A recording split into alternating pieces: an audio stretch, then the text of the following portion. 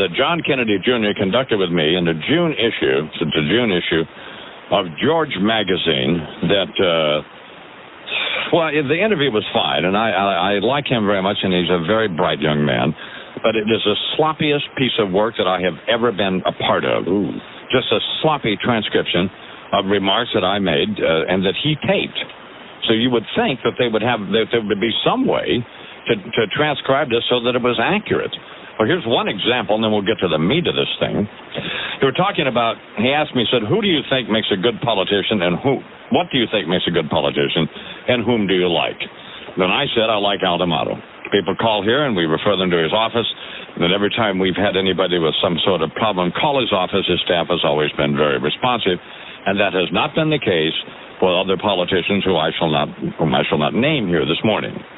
I also said I have great admiration for Chris Dodd, which I do. I have tremendous admiration for John Kerry, though I know lots of folks think he's a transparent weasel. I don't. Connecticut Senator Joe Lieberman is a marvelous person, I said. If you can get by being lectured to, I've always had great admiration and respect for Mario Cuomo. I like Senator John McCain enormously. I think he is a person of real conscience. And then Mr. Kennedy says, does he come on the show? And I say, McCain, yes, but we have to have a 4 to 5 week flirtation with his weasel workers before he will. Well, that's insanity. That's not what I said. So, Bernard, I have my little my 60-minute stopwatch here. Right. I want you to try to get a hold of it. Let's see how long it takes to get a hold of Senator McCain, okay? Go. 10-4. All right. Now, while Bernard is trying to get a hold of Senator John McCain, five seconds are going by, there is a story on AP, the Associated Press. The headline reads, Don Imus apologizing to President Clinton, ? Sure sounds like it. Well, according to this AP report that I said in George magazine, the remarks that I made suggested that I apologized to the President, Mr. Clinton. What's this? Good morning, Senator McCain. Good morning, Don. How are you? I'm fine. How are you? Hey, listen, I heard you got taken in by that old taxi, the rich guy's jet onto the tarmac trick at Monument Valley. Well, we actually, Senator McCain, we landed at Cayente. Cayente, yeah, that's a cottage industry there. Just taxi the old guy right over there, and costs a lot of money to jack up those expensive airplanes. We appreciate that contribution to the local economy. A lot of guys, they used to just fly in and fly out without spending a dime. And you know what happened? We were in a Gulfstream 4. Yeah, listen, I heard all about it. Oh, okay. In fact, they knew you were coming, and they softened up that tarmac, and those wheels sunk right in. Have you ever landed at that airstrip? Yeah, but I wasn't dumb enough to taxi over onto the tarmac. Oh.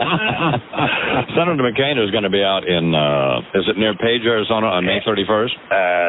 Vermilion Cliffs, which you're familiar with, which is north of the Grand Canyon. We're going to release 9 more condors, and it's a remarkable thing to see. I told Deidre about this and said that you had invited us, and it is unfortunately, that is the first day that my brother and I will be signing copies of Two Guys, Four Corners. Which means crass commercialism takes precedence over love of nature. Yes, sir. We've determined your priorities. But in which your name is mentioned in this book, in the acknowledgments as being very helpful in terms of showing me where to go in Arizona and those various other places. Well, it's a pleasure, and I'm sorry you're going to miss the condor release because it's we've discussed this before, but here's a bird that was almost extinct. They had to take all of them into captivity, and now we're releasing them thanks to the Peregrine Fund and a lot of other people, and cooperation from Bruce Babbitt, the Secretary of the Interior, and a lot of people. And as I told you, the first release we had, they released 6 of them. Nobody knew whether they were going to fly or not because they were born in captivity. They flew, and by the way, a couple of weeks later, one of them was killed by a golden eagle. Very interesting kind of thing to watch happen here and trying to restore this magnificent bird. Before I sound like a liberal pinko and viro, I better stop. Well, the Vermilion Cliffs now, I mean, that's pretty close. I mean, I was just there. That's pretty close. That's very close to Page, right? Yeah, it is, but it's probably one of the largest areas in the country where there's very little, least populated areas. And in order for the condor to survive, they have to have that kind of a situation, or they fly into power lines. Over in California, one of them even went over to a barbecue grill to grab his dinner, and that certainly startled the inhabitant there. But it's a great experience, and they'll do it again, and maybe you can see it some of the time. But again, this bird has a 10-foot wingspan. It's an incredible animal. You know what I'd like to do? Take photographs of it. There'll be people there shooting it, right, from Arizona highways, stuff like that? Yeah, there'll be people up there. Oh, man. Well, anyway, crass commercialism prevails again. I understand. I'm very sorry, but thank you for inviting me, and thanks for calling. Okay. Well, thanks for just answering the phone, I guess. It's a pleasure. Senator John McCain here. I was in my morning program. It took 40 seconds. Yeah. It took 40 seconds to get a hold of you. It's not something we set up either. What's up with that, John? In fact, Bernard asked me earlier. He said, I asked Bernard, I said, should we set this up? And he said, no. Let's just... there it is. Well, that's all that. So, John Kennedy Jr. is going to be here next Thursday, and he's going to have to answer for this magazine. So, as I said before, I happen to like him, and I don't think he's responsible for the actions of Joe Kennedy or Michael Kennedy, right. And I don't intend to discuss that with him. But I do intend to discuss this stupid magazine of his, which is just... It's idiocy. For example, if you're going to interview me and you want to sell magazines, wouldn't you put me on the cover, wouldn't you? And you would conduct an interview that the interview was good that he conducted, but the transcription of it is insipid. Put Deirdre on the cover. I mean, well, yes, we could put Deirdre on the cover. Not you, better idea. But I mean, my point is that no wonder nobody takes the magazine seriously. So now we have AP, and AP has this story that suggests that I have apologized to the Clintons for these remarks I made at the Radio and Television Correspondents' Dinner, which I have not done, nor do I intend to ever do. And you could torture me, and I wouldn't. Here's what I said, though. He asked me, John Kennedy Jr. said, why were people so incensed over your speech last year at the dinner for the Radio and Television Correspondents Association? It wasn't all that different from your show. And I pointed out to him, I said, you know what's interesting is I lived with the material for 6 weeks and talked to everybody about it. And the more comfortable you get with the material, the more it seems fine. I mean, if you go over something 100 times, there's nothing in it that seems offensive. There was one joke, Clinton's propensity to screw around, a joke that I had already discussed with the president on the radio. But I was standing in front of him. He's here and his wife is here. And all these people are there. I'm gesturing to them as we're talking in my office. And the people are looking at the Clintons to see what their reaction is. And then I said, it wasn't whether it was funny or not. It was whether it was appropriate. Now that I've had time to think about it, it was hideously inappropriate. Even though I thought it was funny and wasn't offensive, I talked about how I can't watch a videotape of it because I get queasy when I see the old flop sweat rolling down my face. But the point was that in retrospect, I recognize I would have to be a fool not to recognize that the material was inappropriate. But that doesn't mean that I'm sorry I did it. I'm not sorry I did it. I did not say in George Magazine any place that I was sorry I did it, that I regretted that I did it, nor did I say I apologize to these people. Nor would I apologize. Never! I would never apologize to the President of the United States or his wife, even I like both of them, for anything. Die first. You could torture me. I wouldn't. I swear to God. I swear on my little wife's heart, I wouldn't apologize. I wouldn't ever. And then we have these lying sons of bitches over here at Channel 2. It's the most disgraceful news organization on the planet. And they have a headline last night in their stupid promo for their Can't Suck Enough newscast, which runs fifth in a 3-station lineup here in New York City, saying Imus apologizes to the Clintons. Where did it say that? Hello. Then they ran their story. There's no apology. I didn't apologize to anybody. Which is why you should watch Channel 7 with Bill Butel and those folks and that woman, I forget her name now, but she's great. They're both great. Or you should watch Channel 4, which is even better. Channel 2, first of all, Bud Carey, the general manager, who I've known for years, he's an incompetent buffoon and should be fired. A loser.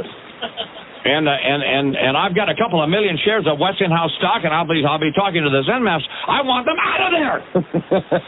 they're the reason that the Westinghouse stock sucks. is people like Bud Carey, and I am demanding that they clarify this tonight. All I simply said was I recognize now that the material was inappropriate. I'm not apologizing for anything. How insane is that? Where does it say? Where does it say that? He said he's sorry. Where does it say that? It doesn't say that. It doesn't even imply that. There's no implication. You can't infer from me saying that the material is hideously inappropriate that I'm sorry for doing it. All I did was recognize that it was stupid.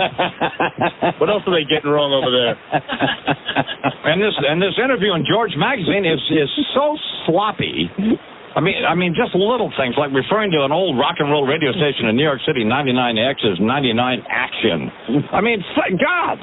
Wake up. Or getting, we're just talking to Senator McCain, suggesting it takes 4 or 5 weeks screwing around with his staff to get him on a program. It takes 40 seconds. It takes 40 seconds.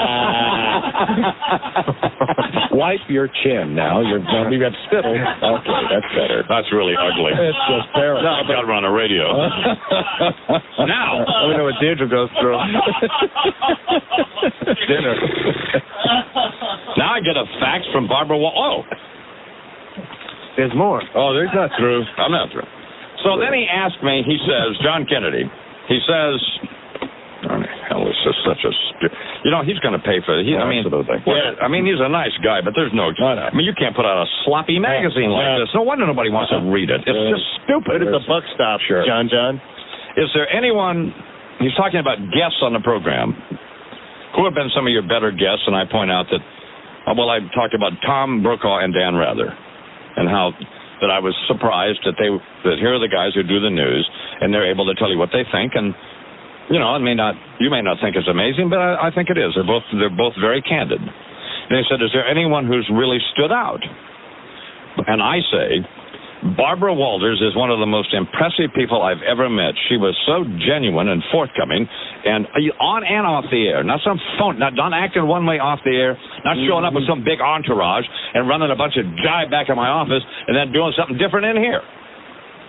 And she had interviewed, and I talked about how she'd interviewed the president and Bob Dole before the election. And at one point she was talking to the president, and she brought up Jim McDougal, and the president tried to characterize his relationship with James McDougal as one business deal and one fundraiser that they had conducted.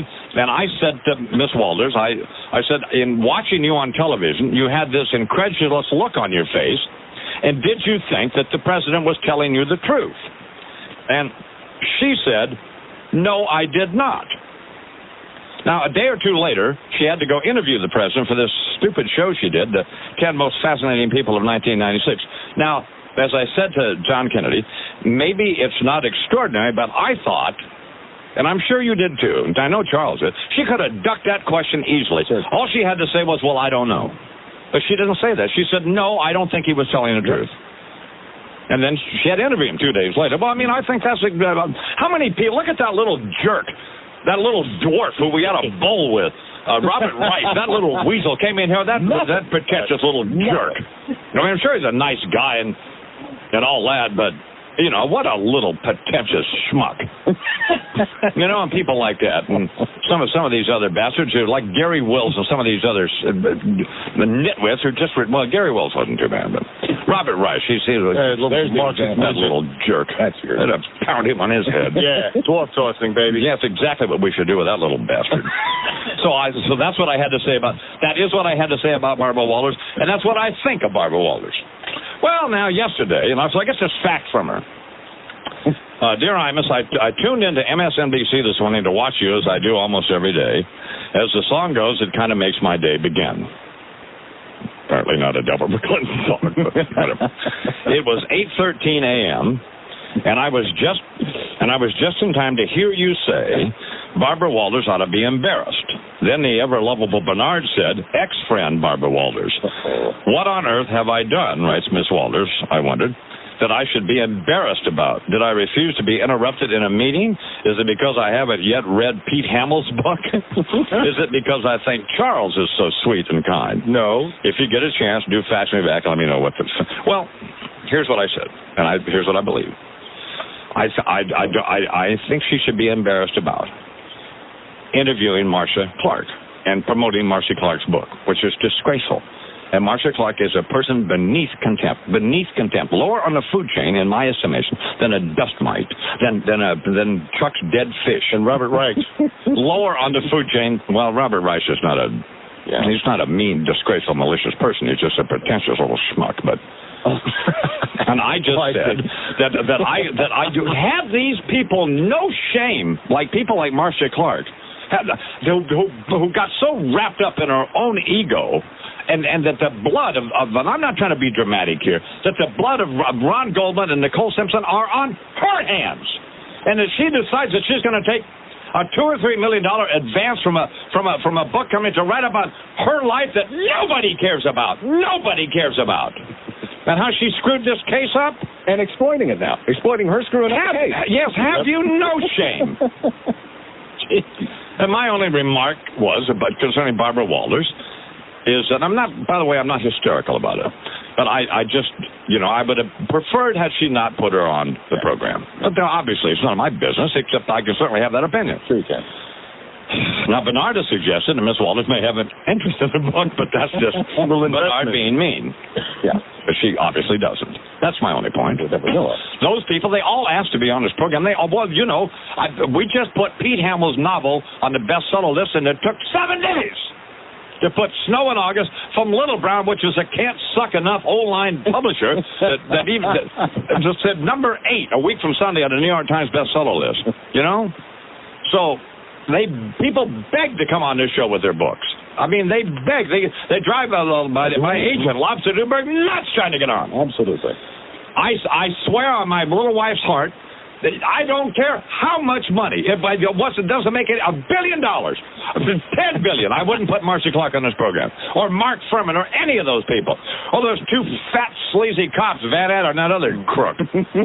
Lying $10 billion. Wow. So. $10 billion. I want a retraction from AP, clarification anyway.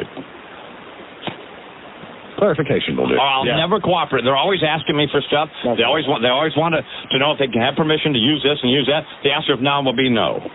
And I want those pedophile criminals, reprobates over there at Channel 2. I want a clarification. Don't try to promote this new newscast of yours, which is, by the way, just can't suck enough, and rather has got to be wanting to kill himself. He's got that kind of lead in with these gnats that they've hired from this fathead from the Stephen Clark, this baby-faced meathead that they brought in from Kingman, Arizona, or someplace. With a Dana Tyler, who could be one of the more incompetent people ever to sit down in front of a television camera, and they think they're going to get ratings for those 2 schmucks. Oh, that's never going to happen. With this hideous newscast of theirs, and I have enormous power with Westinghouse, and I'm going to introduce a Zen master at this IRTS luncheon next week. What do you think I'm going to be talking to him about? Getting rid of these people. Get them out. Get them out of there. In all of the radio stations that the Zen master runs, and all of the ones that we just absorbed, do we have one radio station that's run like Channel 2 in New York here? No, we don't. No, absolutely not. So, I mean, that's over. So the people like Bud Carey and Peter Lund and these other incompetent nitwits, it's over. We're going to have this stock at $16. What are you, nuts?